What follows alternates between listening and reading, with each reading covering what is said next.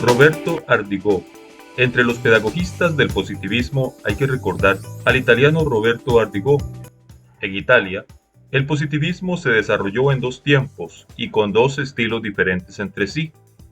El primero, representado por Carlo Cattaneo, nacido en 1801, fallecido en 1869, quien pretendía estudiar la ciencia del ser humano con métodos positivos, vinculándose no tanto al pensamiento kantiano, cuanto a la tradición historicista de Giambattista Vico y a la cultura de la Ilustración.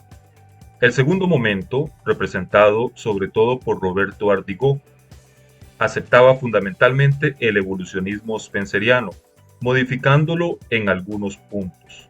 Por otra parte, la importación de las ideas del positivismo evolucionista se vinculó en Italia con una tradición autóctona y que nunca se había interrumpido totalmente, la del naturalismo renacentista y del experimentalismo galileiano. Por esto mismo, en Italia el positivismo no llegó nunca, con la excepción de Roberto Ardigò, que fue su más eximio, pero no único representante, a convertirse en una visión del mundo, sino que se quedó en algo más sobrio y moderado, un método de investigación aplicado ya sea a las ciencias naturales como a las ciencias históricas, basado en la experiencia, en la organización de los datos y en el rechazo de las cuestiones metafísicas consideradas demasiado abstractas. Con esta mentalidad se dio especial relieve a la profundización de los aspectos pedagógicos y morales, llegando, en el primer campo, a inspirar concretas reformas de la instrucción pública, sobre todo primaria. Roberto Ardigò nació en Mantua en 1828. En 1851 se hizo sacerdote, pero en consecuencia de una profunda crisis religiosa madurada a través de sus estudios filosóficos, a la edad de 43 años abandonó el ministerio y, sucesivamente, rompió con la Iglesia Católica. En 1881 fue llamado a ocupar la cátedra de Historia de la Filosofía de la Universidad de Padua.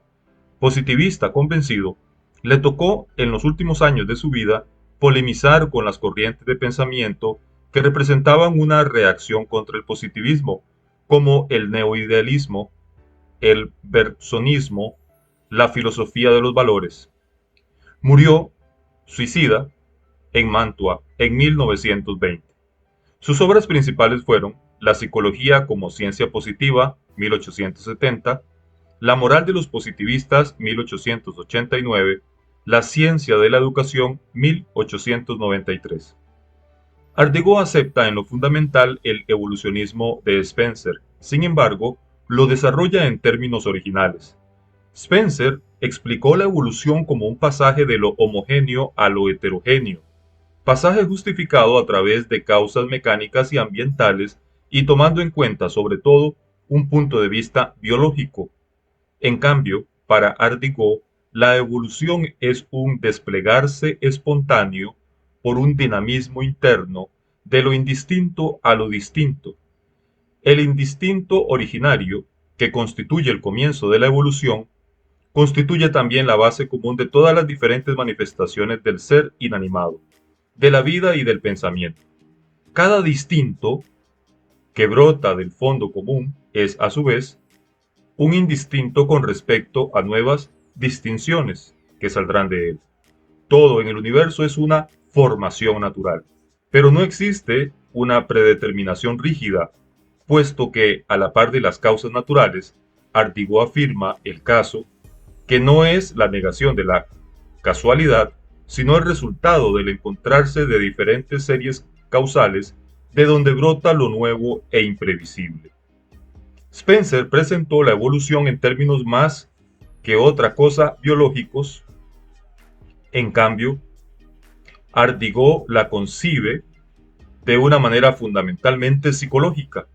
En efecto, el indistinto originario es, en Ardigò, una unidad psicofísica que se revela en el acto primario y elemental de la sensación, entendida como la nebulosa, a partir de la cual se forma y organiza, por un lado, la psique y el mismo pensamiento consciente y lógico, y por el otro, el mundo externo. El indistinto es un principio natural e inmanente de todo el ser y el pensamiento. Si el hecho, naturaleza, se identifica con el hecho, pensamiento, y tal identidad se encuentra en la sensación que tiene en sí misma su propia evidencia, esto significa que las razones de la realidad están en la realidad misma y no en algún principio metafísico trascendental o en alguna finalidad última. De manera que para Ardigó ya no tiene sentido lo incognoscible, del cual habla Spencer, puesto que por la identidad original del ser y del pensamiento no puede subsistir ninguna separación definitiva entre aquello a que el pensamiento tiene acceso y lo que queda inaccesible. No hay misterio frente al cual el pensamiento tenga que darse por vencido. A lo incognoscible spenceriano, Ardigó le sustituye lo desconocido, puesto que todavía no conocemos. En el proceso infinito de nuestro conocimiento, nunca encontraremos una realidad heterogénea con respecto a aquella, natural, que hemos llegado a conocer. La unidad indistinta con respecto a lo múltiple distinto es anterior. Esto le sugiere a Ardigó consideraciones importantes también en el campo de la psicología y de la ética. En cuanto a la primera, él polemiza con el asociacionismo inglés que, de Locke en adelante, definía las sensaciones como átomos psíquicos primarios sometidos en un segundo momento a la función unificadora del principio exterior de la asociación. Para él, en cambio, el proceso es inverso, ya que la multiplicidad de los elementos psíquicos brota de una unidad indistinta y dinámica, de manera que todas las operaciones de los elementos psíquicos, el pensamiento, la sensación, la razón, son ritmos que se diferencian dentro de la unidad originaria de lo indistinto. Del mismo modo, en el campo de la ética, el indistinto constituye aquella unidad originaria que hace del ser humano, antes que un individuo egoísta, el elemento de una totalidad humana, cuya conciencia individual se va marcando sucesivamente con el madurarse de la razón y con el multiplicarse de sus condiciones, hábitos, relaciones. Los valores morales como la justicia, la libertad, la generosidad, etc., se dan, por lo tanto, como formación natural, en un proceso evolutivo que parte de un indistinto original definible como la necesidad de la sociabilidad. Nos hemos demorado un poco entre el pensamiento filosófico de Ardigó por la razón de que éste constituye el fundamento de la pedagogía. El proceso natural del conocimiento es pasaje gradual de lo indistinto a lo distinto, del conocimiento general de los objetos a una etapa analítica y diferenciadora. Naturalmente, un tal proceso requeriría un gasto excesivo de tiempo si cada uno tuviera que desarrollarlo por sí solo. La educación interviene entonces como momento necesario con la presentación de anticipaciones doctrinales, o sea, de fórmulas o símbolos que resumen la sabiduría de la humanidad pasada, que abrevian el proceso cognitivo individual y que, en cuanto se presentan como distinciones y reglas abstractas, en el proceso natural serían captadas de últimas. Así se produce, escribe Ardigó, el conocimiento más maduro del ser humano. La percepción vaga de un objeto, dada inciertamente al principio por el sentido, es reforzada poco a poco y de más en más con particularidades distintas que la completan y que se deben a nuevas percepciones agregadas a las precedentes, cuyo producto por asociaciones integrales fue fijándose entre las mismas representaciones indeterminadas anteriores, con las cuales tenían una relación. También así debe procederse en la enseñanza. Una ciencia, por ejemplo, no puede hacerse conocer últimamente toda de una vez. El efecto no puede ser sino una pérdida de tiempo. Para que estos sean claros, los conocimientos, y adecuados, es necesario que la ciencia sea expuesta toda y muchas veces desde el principio, pero con progresiones en cada una de las cuales haya plenitud de contenido. La primera vez, el cuadro general de los puntos culminantes de la ciencia. Después, esto nuevamente, agregando sobre cada punto las especialidades principales. Después otra vez, enriqueciendo cada especialidad con las particularidades más importantes, y así prosiguiendo hasta la completa exposición de cada pequeño detalle. Con su teoría del aprendizaje a partir de lo indistinto total y por sucesivos análisis y distinciones en el ámbito de tal intuición o percepción primaria, Ardigó se coloca en la tradición del globalismo didáctico y metodológico que comenzaba con Comenio, nacido en 1592, fallecido en 1670, y presente de nuevo, a distancia de 2 siglos, en Antonio Rosmini. Se extiende hasta manifestaciones muy recientes de la psicología y de la psicopedagogía. Nosotros no creemos que la teoría de las anticipaciones contradiga a tales observaciones sobre el proceso natural del conocimiento, puesto que se plantea como auxilio y no como sustitución de tal proceso natural. Se trata más bien de un acto de consideración hacia el sentido común que muchos fanáticos del aprendizaje puramente espontáneo aún hoy deberían tomar en cuenta.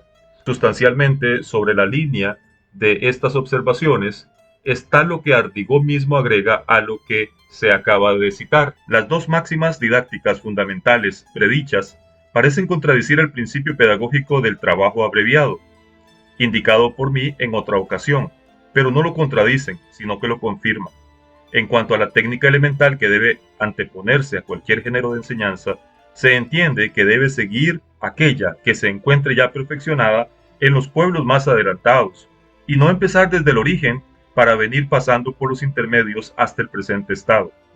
En cuanto a los principios generales y a los particulares de las ciencias, al momento de indicarlos deben ser propuestos desde luego los definitivamente admitidos y no hacerse de manera que en la mente del discípulo se desenvuelvan de por sí con la misma evolución sucesiva de los descubrimientos históricos relativos. Importa mucho observar que no se perjudica la enseñanza, sino que por el contrario se le favorece presentando al niño con anticipación aún esas cosas que solamente más tarde podrá comprender a fondo. Los llamados enigmas de las anticipaciones preparatorias son los símbolos que resumen el saber de la humanidad pasada. Son las simientes vivientes del pensamiento de los venideros destinados a germinar llegada la estación propicia. Por mi parte he comprobado que con los niños he podido llegar aún por mí mismo a muchísimas cosas de gran importancia, merced de la enseñanza anteriormente no comprendida, de anticipaciones doctrinales que recibieran las escuelas primarias, a veces de maestros que las proponían sin entenderlas ellos mismos. Estos maestros han sido para mí lo que fueron para la edad moderna los frailes copistas de la Edad Media, que transcribieron los libros de los antiguos sin entenderlos. Aquellos frailes copistas no comprendían los libros que transcribían, y así los transmitieron a nosotros, que los comprendemos, pero nosotros no hubiéramos podido gozarlos si no hubiesen sido conservados por ellos que no los comprendían. El aspecto más positivista, porque más determinista y naturalista del pensamiento ardigoniano, se encuentra en la afirmación de que la educación es principalmente formación de hábitos y en el principio de un completo automatismo de los comportamientos que son deseables porque son apropiados al desarrollo de la sociedad. Ahora bien, según Ardigó, para obtener un condicionamiento sólido no es suficiente la instrucción verbal, sino que es necesario también colocar al alumno en determinados ambientes o matrices que lo puedan plasmar conforme a un determinado tipo humano deseado. Tales matrices son primero la sociedad y la familia y después escuelas determinadas y específicas, como el seminario para formar sacerdotes o la academia para formar militares. Estas afirmaciones fuertemente deterministas, que parecen no dejar espacio para la libertad del educando, ni siquiera para la autonomía de su desarrollo psíquico, se complementan, sin embargo, con unas observaciones mucho más felices. Nos referimos, por ejemplo, a las páginas sobre el juego infantil y sobre su función providencial, de fuente de todo lo que el niño aprende, sea en el plano intelectual, sea en el plano moral, llegando a constituir así la forma fundamental de la intuición directa natural. En este sentido, Ardigó critica el método froebeliano por haber sido prescriptivo con respecto al juego infantil.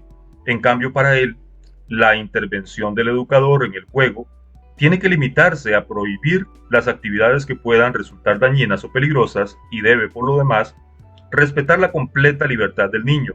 Ardigó insiste además sobre el principio eudemonista, unión de virtud y felicidad, y presente también en el otro evolucionista de Herbert Spencer, que el estudio debe ser placentero. El carácter humanista, que indudablemente complementa el positivismo de Ardigó, le hace insistir sobre la importancia de una educación del sentimiento, sobre todo en la adolescencia. La vida afectiva, aunque esté, según el autor, en estrecha correlación con las condiciones fisiológicas del individuo, conmociones viscerales, llama Ardigó a los sentimientos, tiene gran importancia en las producciones del arte y de la poesía. Él declara que en la edad de la adolescencia es fundamental para la formación del sentimiento y de la moral la lectura de los clásicos. Se respira, escribe, en algo humanizador, de lo cual no puede estar empapado el que no haya bebido aquellas fuentes.